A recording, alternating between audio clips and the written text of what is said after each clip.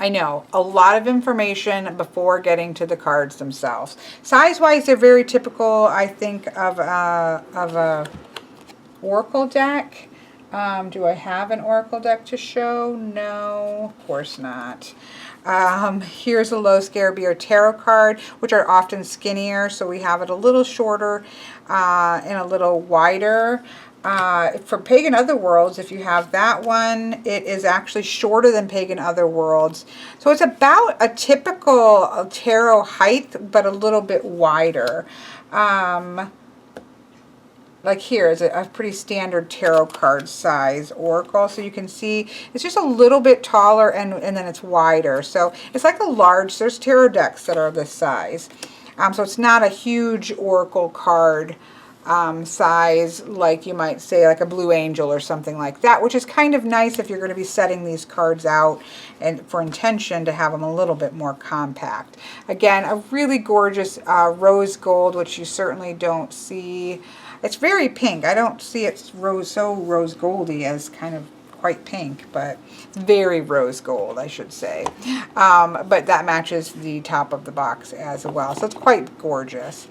The font on the back is very readable. He could have obviously gone with a more frilly thing that would have been very difficult to read. I quite like the text on the back. It has a sort of old, beautiful book style that I like. And I think it's, again, quite readable, which is a good thing. So then the pictures themselves are completely borderless with no text whatsoever on them. I wish... I mean, I'm skimming just to make sure I'm wrong. I really wish he had included like a pronunciation key. That would have been super, super helpful. But again, he did an amazing job. These are just little, look at that. How awesome is that? He did an amazing job. And so I am just saying what comes to mind as always. So now I'm just gonna go through the cards and, you know, not go into much detail, but just kind of give the name of it and probably that kind of keyword that goes with it. So this is the beloved, this is the blessing, this is the self, this is your higher self. This here is Awen, which is the essence, divine essence. This is, and this is represented, the line, that what we see here and at the front of the box is a representation of Awen. So represented by 3 lines that separate as they move downward. The 3 strokes in her rune are the 3 shafts of light from the sun, fire, and spirit inspiration. They can also represent water, air, and earth. Oh, from the light from the sun. So the dots here would be representative of sun, fire, spirit, inspiration, and the shafts representing water, air, and earth for emotion, mind, and body. So that we actually have the 4 elements represented in the rune for Awen. And so that is really cool. I need to mark that so I can remember that. That's pretty cool. And he talks even about the scientific. This would be the primordial soup he talks about in scientific. I personally prefer the idea of Awen than primordial soup, but that's just me. That is just me. So here it becomes where we start to slaughter Welsh speech. Mathenwy, which is about potential. He is the father of all the gods and goddesses, and so he is both a reflection and a prerequisite of each of them. Because again, it does follow a sequence. So here we have potential. And this is also represent, you know what I think I'm going to do is go over here. So he represents the Fool as well. So this would have been major arcana or minor arcana, major arcana. This would be representative of Fool energy. Here we have Cernunnos, which is representing the spirit of air, and the magician, which is pretty cool. His keyword is magic. He's the guardian of the forest and represents the active masculine aspect of creation. His name actually translates as the Great Horned One. Oh, so awesome. Hopefully you can see this. They're quite reflective, but so beautiful. Here we have Dawn, D-O-N. Dawn is known as the water of divinity, and is the passive feminine aspect of creation. So here we have the male and female aspects of creation. She represents the high priestess, and she is the spirit of the moon. Her keyword is intuition. Sorry. Which makes sense with the high priestess, right? So then next we have Rhiannon, which is the keyword is beauty. She's a Celtic goddess. She's often, her name translates as the Great Queen, and is both a solar and a lunar goddess. And she is a spirit of the water, and she is the Empress. We have another random hand here, which is kind of strange. I'm not going to lie. Now, maybe when we read this, she is love herself, spend time absorbing the beauty and wonder of the natural world. So yeah, this kind of feels like, you know, I don't know if these were taken from pre-existing images or not. That's something I'm not aware of. I guess I'll have to look up. But it's kind of just strange to have this random arm sitting here. It's a beautiful image, but that arm is just kind of like, who is that arm connected to? Well, obviously this is this angel down below that's reaching up to her. Doesn't really talk about it. The book itself doesn't really discuss the image that we're seeing, which is something that actually his guidebook to Tarot Vampires did a really good job of doing. But we will continue. So here, oh, look at this. So here we have Gwydion, who is the Emperor. His keyword is energy. He is the master of enchantments, illusion, poetry, and battle, steeped in esoteric and scientific knowledge. Oof, that's really powerful. I do quite like him. I like that representation of him. Next we have Math, which would be the solar earth. He is energy of fire, which certainly makes sense with the Emperor. And then we have Math, which is solar earth, and this is also connected to the Hierophant, and the keyword is wisdom. He is the god of divination, wisdom, and druidry. He is knowledgeable beyond measure and an ancient beyond reckoning. Very powerful Hierophant there. Getting ready to impart knowledge to the peacock and this lovely girl.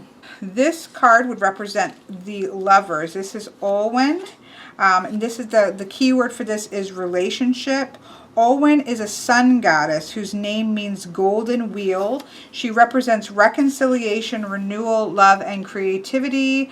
Her suitor, Kulwich, which you can see above with his bow and arrow, completed a mystical quest to find her after her father, knowing he would die if their marriage took place, hid her. This symbolizes the restoration of the sun and new life from the darkness of winter. That's pretty cool. Look at that picture. Very, very fairy tale. We got him, his horses here. He's ridden off, kind of a sleeping beauty feel to it, and he is coming back to bring a sense of renewal. So it's that idea, that really sleeping beauty ideal, which is gorgeous. Again, very fairy tale like images. Of course, we're going to have lots of very, very beautiful people. I don't have an issue with this. I don't think of Fae, if you're going to put them in human form, as being, sometimes as being sort of terrifyingly beautiful, I guess is how I would represent them. Because these are the gods and goddesses, right? These aren't the Fae creatures, which I often see more, would I see more reflective in like Brian Froud's Oracle. These are the upper court. These are the deity. These are the high she, right? And I do expect them, in my mind, to have that sort of terrible beauty that's kind of overwhelming. But, you know, what are you going to say? So next we have Aaronrod. And again, this is about relationship. I love this. So here we have Aaronrod, the energy of water and the chariot. Her keyword is quest. She is the star goddess of destiny, reincarnation, and reverence. Her title of the silver wheel that descends upon the sea refers to both the moon and the sea. She presides over departed souls, returning them to the other world. How beautiful is that? And it goes into, again, a whole bunch. I can't wait to read all of it together. So there's Rhiannon, or Aaronrod, I'm sorry. Okay, next we have Gwyn. And again, I know that this is not how you pronounce it. I am doing the best that I can. But his keyword is strength. He is the king of the Fae, the lord of the wild hunt, and the guardian of gateways. This is related to strength and solar fire. So we had solar earth, but this is solar fire. So I love that. He is known as Gwyn ep Nud, pure white son of mist. And we have this beautiful white stag here. So he is strength, and stags are definitely how I would be representative or think about strength in a Celtic context. Next we have Flydia. I have read these stories so many times as a youth, but I have no, it's too bad. I'm going to write out a list of these and figure out the spellings, and I'm going to come at the end of this and try to say them correctly. Flydeus, perhaps. She's the goddess of nature. This is connected to lunar earth and is connected to the hermit. She is the goddess of nature, deep forests, and hidden places. How beautiful is that? And she's looking into a box. She's known as the mistress of stags and has a chariot drawn by otherworldly deer. She is a shapeshifter, which you can see here. She's got the leg of animal here. And a powerful healer of the sick and an enchantress of deep earth magic. So she is about mystery.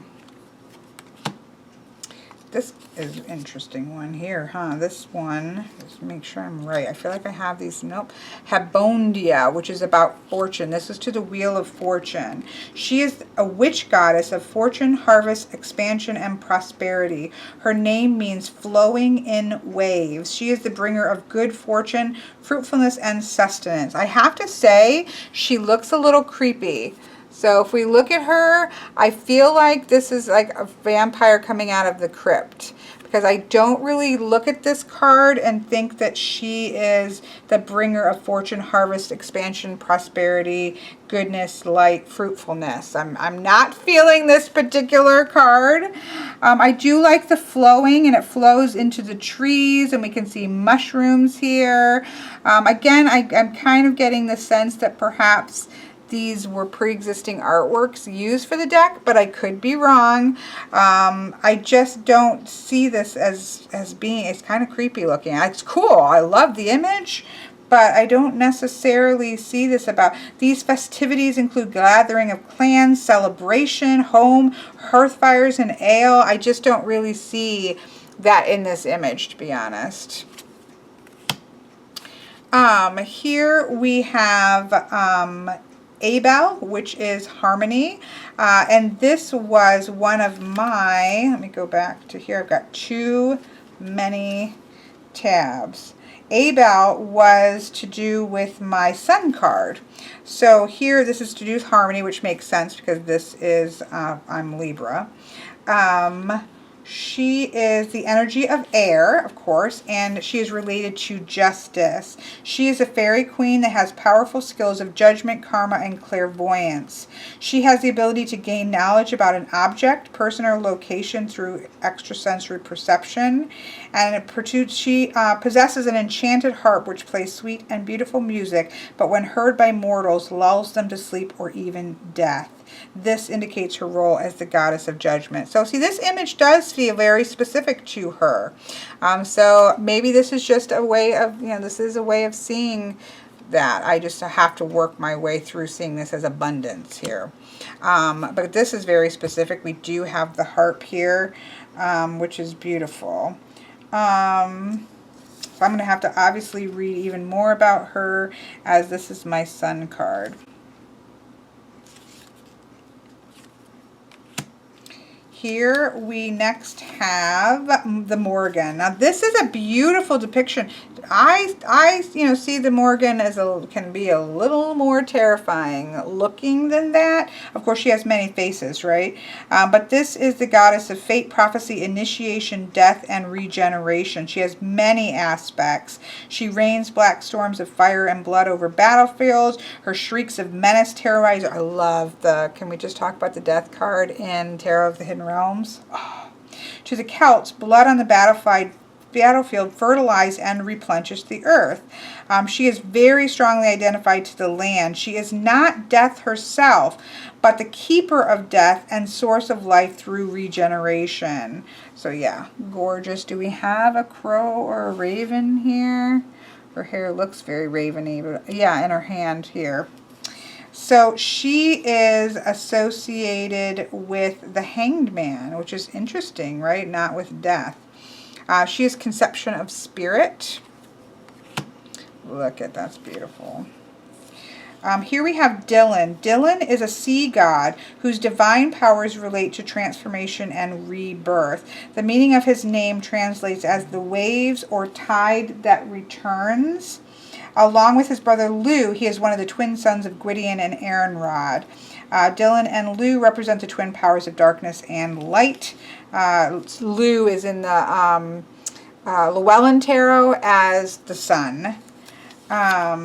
Talks about the sea. I'm trying to see if it talks at all about why he has a mermaid in his hands, which again just makes me, we have the depths here. We've got a skull, we've got the ship here, definitely to do with when he was born, he plunged into the sea, taking its nature, swimming as well as any creature therein. The deep sea was inseparably connected with darkness by the Celts, signifying the abyss or the primal womb. Yeah, I don't see anything really directly relating to the fact that he's holding a mermaid, other than he is the god of the sea, so I'm sure he has many mermaid friends there. So again, it does give me that a little bit of the sense that perhaps this was pre-existing art. I don't know that, so don't take that as anything, but it kind of makes you wonder on some of the cards. Still, I can work with it. Again, rebirth, and this then is connected to death and solar water. So then we come to beautiful Anya, which would be my, her keyword is health. One of the original Fitzgeralds, who was just Gerald at the time, had concourse with her. A couple different stories. It doesn't paint him in such a nice light. Some of them, he kind of forced himself on her. Some of them, not so much. But they end up having a son who is a magician, which is really awesome in our family. Anya is a fairy queen of healing, compassion, fertility, and sovereignty. Her name means radiant spark. This refers to her role as regulator of the vital spark of life, which she circulates through living bodies by means of the blood. Skilled in divine alchemy, she utilizes the 4 elements to aid humankind. She evokes enchanted lakes where mortals bathe in order to be healed. She did take a lot of human lovers, which is, does bear up her taking my ancestor as a human lover, and also has given a birth to a magical race of fairy mortal combinations, such as, again, one of my ancestors. Yeah, you just gotta love these things. You just can't make it up. So she is connected with Temperance, Temperance card, which is wonderful because that's actually a card that I quite relate to as well. That balance, that bringing of balance, that pulling together the yin and yang and working with the 4 elements is really key for me. So that is pretty awesome here. Again, she's bringing some healing water to somebody. I'm going to leave this one out because that is one of my 3 soul cards. Or no, it's not. That's my I want to keep that out. I just want to keep it out. Actually, I wanted to keep out this A-Bell for that. Okay. Next, here we have Druentia. She is the energy of earth and reflects the devil here. Her keyword is passion. She is the queen of the druids. She is a goddess of sexuality, passion, and creative potency. Her role is to ignite passions in order to propagate the world. The lust for life, ever driving forward as a fairy seed in the deep earth, ecstatic thrusting towards the sun, rapturous bliss, lots of key words of audacious, insatiable, unconstrained, following passions. Definitely you get that idea of lots of thrust words, and you can feel the sense of who she is in his writing. She's irreverent. She breaks down structured ideologies and dogma. Lots of that kind of energy, which you can see in this image, I think. It works certainly with the imagery here. Oh, and this is related to the devil, dancing with the devil. Passion. Next, we have Kigfa, which is a spirit of fire and relates to the tower, which we at least do have a little bit of a tower structure here. Her keyword is nemesis. She represents atonement, salvation, and breaking from bondage. She signifies the end of a cycle and a destruction of old structures, making way for new beginnings, which does work with the tower, doesn't it? I can't go too far into her story because it will take forever. I know this is already going to take forever. Here we have Bridget, the goddess of divine inspiration. This one kind of threw me. I saw this image. Is one of the reasons I wasn't too keen on the deck at first. I guess I just don't see Bridget as this. Doesn't reflect to me. Bridget, she's a spark of life, patroness of poetry. That gives you the gift to see, goddess of hearth and forge, midwifery, weaving, blacksmithing, patroness of healers. She has many healing springs. I don't remember her as being sort of a shapeshiftery idea. And so I guess I'll have to look a little bit more closely into the mythology. I don't know that I see her as being like a satire type energy where she does, you almost have like the goat body here, which is awesome. And there's a lot like that, but I don't remember that being associated with Bridget. So I'm going to have to look that up. This is beautiful. I'm assuming this is pronounced Shiona. She is the goddess of illusion. She's a lunar goddess who stole divine wisdom from a magical fairy well. 9 sacred hazelnut trees grow by the well, dropping their fruit into it. How awesome is that? So obviously, Bridget is related to the star card, which you can see at least it's for the muted colors of this deck. You can see this kind of sun and the moon here. And she relates no, she doesn't. She's the star. Bridget is a star. Shiona is the moon, and Gwian is the moon, which I think is one of my cards. So here again we have Shiona, goddess of the moon, divine wisdom. Okay, next we have Gwian, which is actually my ascendant card. And this is related to the sun and is the spirit of the sun. This is the infant. Gwion is given the task of stirring a cauldron of magic brew created by the witch goddess Caradwyn in order that her son would gain beauty and wisdom. The first 3 drops of potion bestowed untold wisdom, while remaining concoction is poisonous. 3 drops splashed onto Gwion, who instinctively puts his thumb in his mouth to ease the burning, instantly gaining divine knowledge of all things and the ability to shapeshift. Terrified, Gwion flees in the form of a hare as Caradwyn pursues him in the shape of a dog. After a number of shape changes, he becomes a grain of corn. Caradwyn, assuming the shape of the hen, eats him. Lots of these kinds of shape-shifting battles going on in Celtic mythology and fairy lore. She then eats him. After she resumes her old shape, she finds out that she's pregnant, instinctively knowing it is Gwion. However you say that. After birth, she plans to kill him, but the child is so beautiful she's unable to, and instead casts him into the ocean in a leather bag. He is later found by Elfin, who names him Taliesin, Radiant Brow, as his head shone with bright light. Taliesin grew up to be the greatest bard and prophet ever known. How awesome is that? And how awesome, that's my Ascendant one. I'm going to stick that over here. So, of course, that then is connected with the sun. Next, we have Etienne, who is associated with equilibrium of spirit, and the Judgment card. The keyword is awakening. She is the goddess of awakening, reconciliation, and absolution. The fairy prince Midder became enchanted by her, and they fell deeply in love. So I guess we're seeing them here together, and it goes into, again, transformation, because Midder's wife is really irritated, transforms him into water, then a worm, and then a butterfly, all kinds. They did lots of shape-shifting. Again, shape-shifting battles are quite awesome in Celtic mythology. So this is the awakening, and they do look like they're waking up. Next we have the Judgment card. This is associated with Judgment, which is associated with, oh no, I'm sorry. See, I'm getting this was Judgment. Again, the awakening, which makes sense. This is Avlach, which is a manifestation of spirit and the world. Avlach is not Affleck, is the guardian and king of Avalon, a name for the fairy realm in Arthurian myth. So he is linked to apple trees, his name meaning orchard.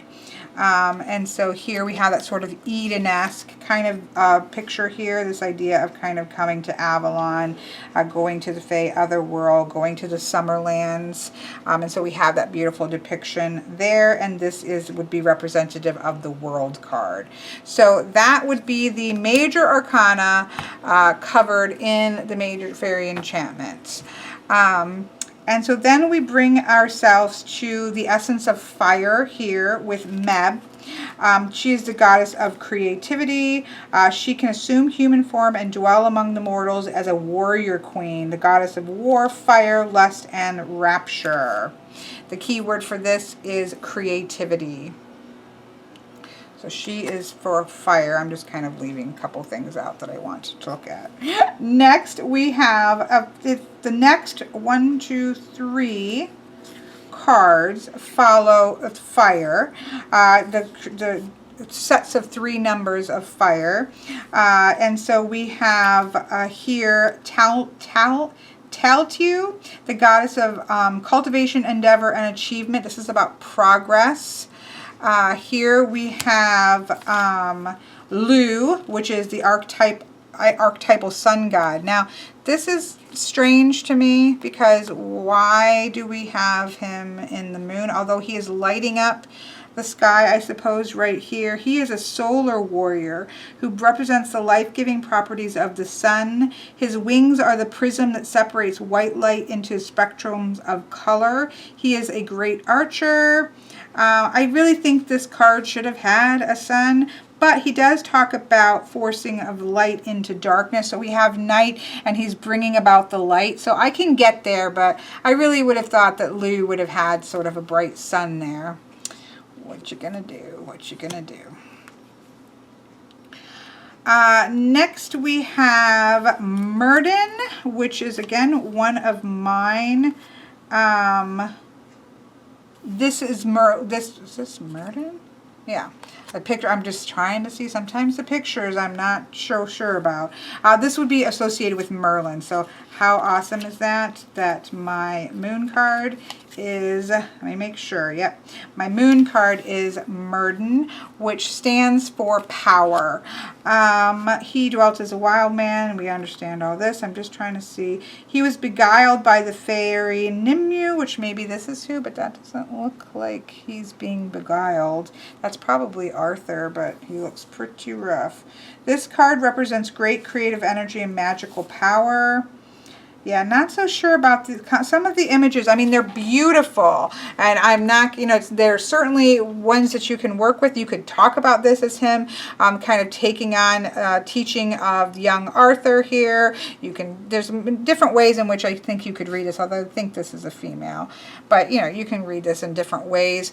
But I do, you know, I do have a little bit of that sense of, I will look it up before I end the video to kind of make sure I state the truth as to whether or not these are pre-existing images or made specifically, because this could just be his vision of these. So we have the powerful Merlin here. Not really how I probably would envision Merlin. So yeah, that's a little disappointing. However, it's still awesome. It's gorgeously done. Next we have Bronwyn for the idea of feeling. She is the Welsh goddess of compassion, beauty, and understanding, and her keyword is feelings. I'm not going to go through all of the minor arcanas. This is just going to get really, I'm going to see, let's see. She is the start, though, of water, so she does represent the Ace of Cups, so I do want to keep her out as the Ace of Cups, so we can just look at the aces when we're done. Here we have Penardun, which is for love. Penardun, or Most Fair, is a Celtic goddess of love and motherhood. She is the wife of the sea god Lear. So obviously we have the ocean here. We have her with her love, and she's associated with the concept of love. We could definitely see the Two of Cups there. Penardun, which is, oops, wait, I just did that, sorry. Creedliad, oh my gosh, am I slaughtering these names.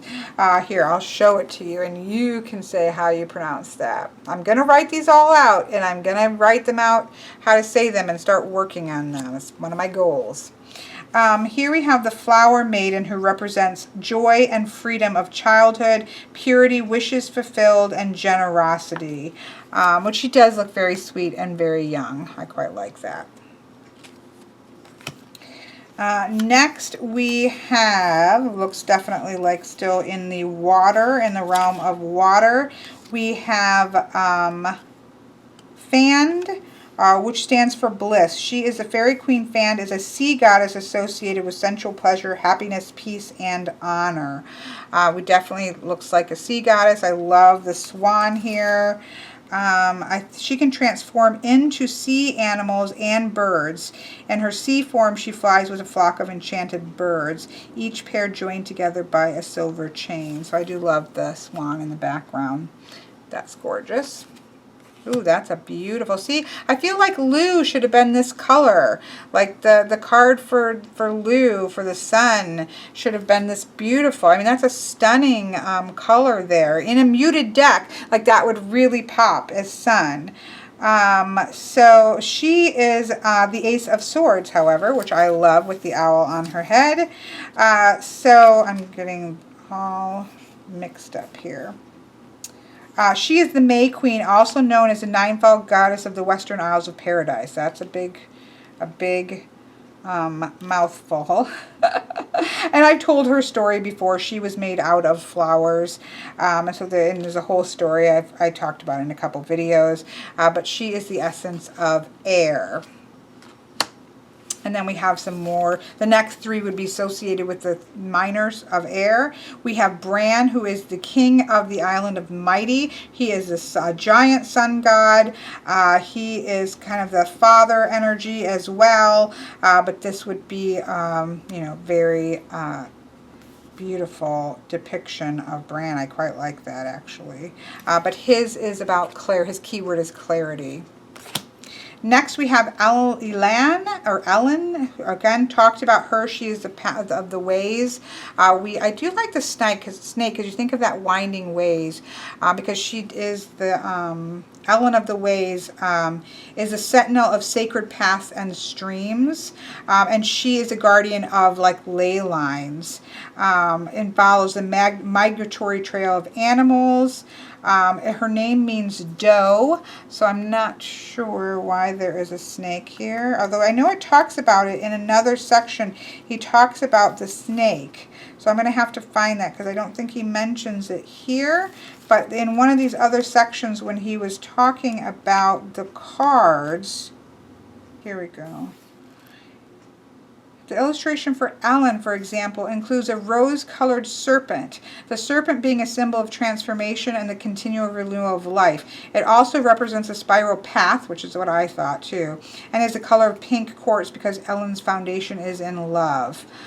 So yeah, so you do, I wish that had been actually in the part talking about her, because what if you didn't remember that? But yeah, so that's pretty beautiful. And her keyword is knowledge. Let's see, where are we at? Then the last of the swords is Caradwyn, and she is about being. She is a manifestation of the great primal goddess. This is symbolized by the opposing qualities of her two offspring, a beautiful radiant daughter and a dark monstrous son, personifying the polarized powers of light and darkness. She looks like a vampire. I feel like this could have been in Terror of the Vampires. Her vessel of transformation, which we can see here, contains magical ingredients and vital essence, specifically blood, a symbol of death and resurrection. And of course, we talked about that whole the connection with Gwion, which become Taliesin. She represents the manifestation of thought and the elemental structure and blueprint of manifest matter or being, much like DNA. So it makes sense then that she would look kind of vampire-ish. It works. Oh, now that is a beautiful, beautiful card for the Ace of Pentacles. This is Modron, or manifestation. Her name means the divine mother. She is a potent Celtic archetype of the mother goddess, the personification of nature. That is absolutely stunning. So with her, we have the last of the four aces, which I will show in a second because I love to do that. So then we have three more earth energies, where we have Arwen, which is matter. He is the god king of the other world. He is the lord of transfiguration, metamorphosis, and the mysteries of death. He has a magical cauldron. That's pretty cool. I like the dragon behind him. Here we have Armathan, the god of agriculture and plenty. The son of the goddess Dawn, his name meaning plowman, associates him with tilling the land. Now, I'm sorry, but that looks pretty much like death or one of the dark riders in Lord of the Rings. I don't see him looking very agricultural, even though, of course, we have this beautiful representation probably of Dawn, the goddess Dawn, because that's his mother, I suppose. But he is the only one who could till a certain field, one of the impossible tasks that Kowich was sent to win. No, I'm sorry, it goes into a whole long thing about him. But he looks very, he can often forecast success, prosperity, profit, and rewards. The reaping rewards. Again, I feel like most of this reflects that, but he just looks like the death card. Like, I guess who also does reap, right? So interesting card there. And then the last one we have is Quill for success. He is the only figure featured in Faerie Enchantments without any divine origins or supernatural abilities. His name reveals the power of this card, meaning steadfast discretion. He's the Prince of Dyfed, which is also, I think, on the Hanged Man card of the Llewellyn Tarot.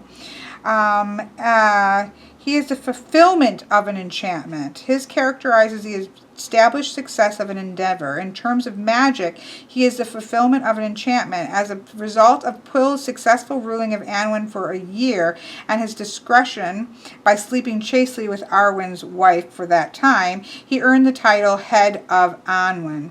Pwyll and his noblemen witnessed the arrival of the beautiful goddess Rhiannon riding a shining white horse. Tells well, I'm going to talk about the story, but he is not actually in a divine being, but he is the result of a divine being, which is interesting. We have a bear there in the background. Not really seeing here why, but obviously I'm guessing bear. Yeah, bear and raven is associated with him in some way or form. I wish that they would like it told specific things about the images, but I like how, of course, it ends with a manifestation of magic.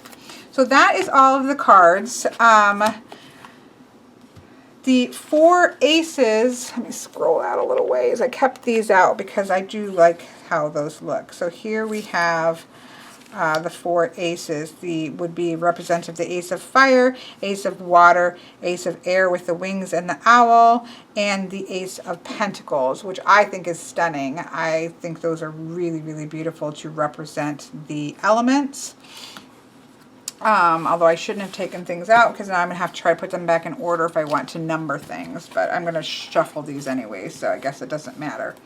I also kept out my 3. So these are, if we take my higher self. So if we take the beloved, these are representative of my, let me make sure I have them in the right order, but this would represent, I put the book.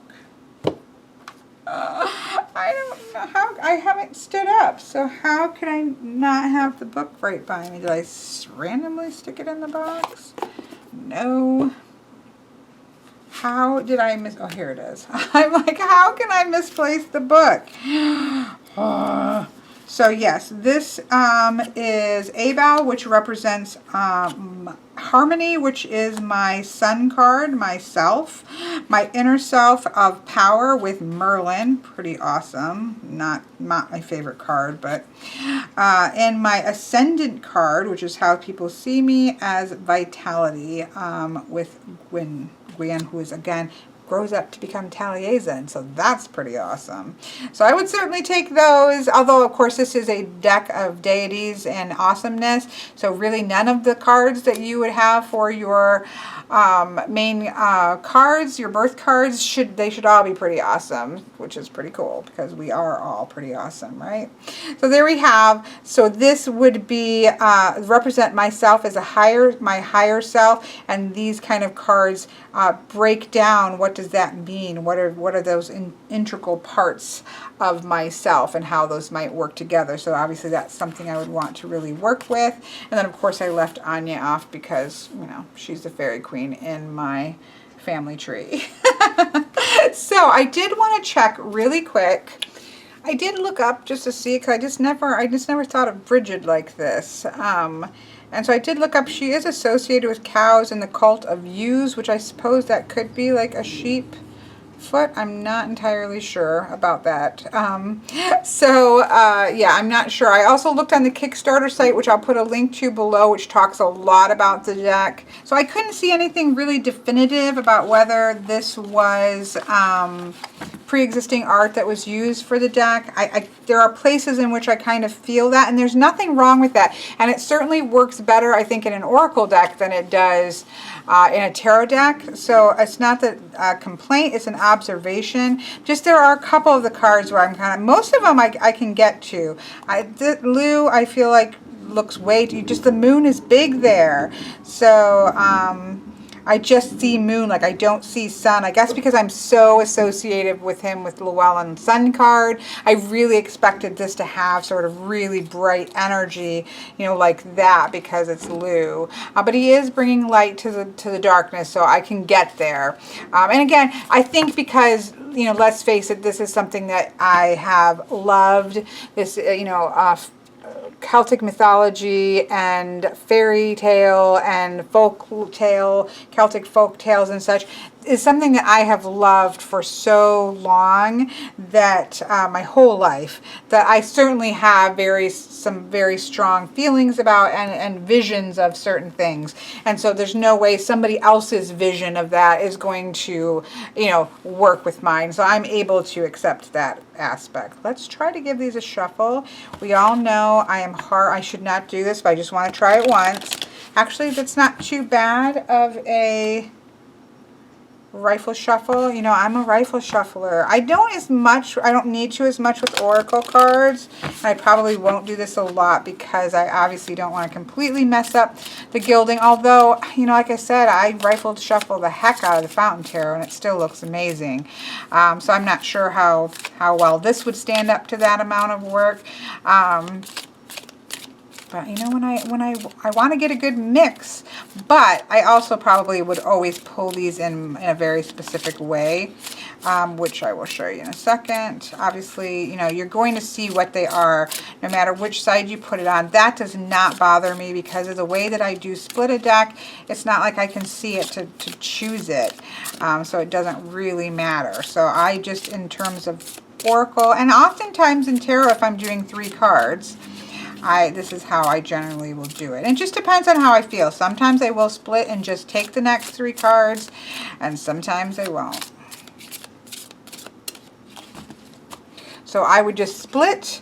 I will often take the card that is right here as the first card, the card at the split as the second card, and the card at the bottom as the third card. So let's just take a quick look here. And I would probably myself, let's zoom these down, and because we're all about aesthetics, put my cute, beautiful, I'm obsessed with my wand, as I know you can tell. I would probably lay them this way because then I would first be taking a look. Okay, well, here we have if we're doing it in a oracle way, we have vitality, being, and knowledge. So that's quite interesting there. We have obviously the beginning seed of Taliesin, who took that sip, and he I love that idea of vitality, although I could also see about knowledge, because he gained all of that knowledge when he took that on. But then he became a seed, right? That seed of power, that seed of knowledge, and then sprouts, obviously, as a great Taliesin and becomes the bard. So we kind of see that beginning of that seed of that vitality. So that's really interesting. So there's a lot, you could go with that, with that whole story, that idea of the seed there. And then, of course, we have the different things that are associated there. And then we have Caradwyn, which is being, right?